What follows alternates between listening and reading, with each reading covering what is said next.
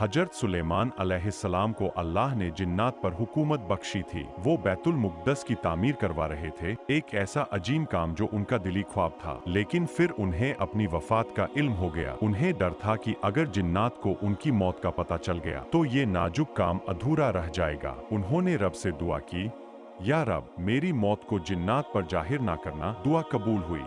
हजरत सुलेमान अलैहिस्सलाम अपने असा साठी के सहारे खड़े होकर इबादत में मशगूल हो गए। इसी हालत में उनकी रूह परवाज कर गई। जिन्नात समझते रहे कि वो जिंदा है और अपना काम जारी रखे रहे। वक्त बीतता रहा और अल्लाह के हुक्म से एक छोटी सी दीमक ने उनका असा अंदर से खोखला कर दिया। जब असा टूट कर गिरा तो उनका मुबारक जिस्म जमीन पर आ गया। तब जाकर सबको इल्म हुआ कि हजरत सुलेमान अलैहिस्सलाम का इंतकाल हो चुका है। लेकिन तब तक बैतुल मुक़द्दस की तामीर मुकम्मल हो चुकी थी। यूं अल्लाह ने उनके दिली ख्वाब को पूरा कर दिया।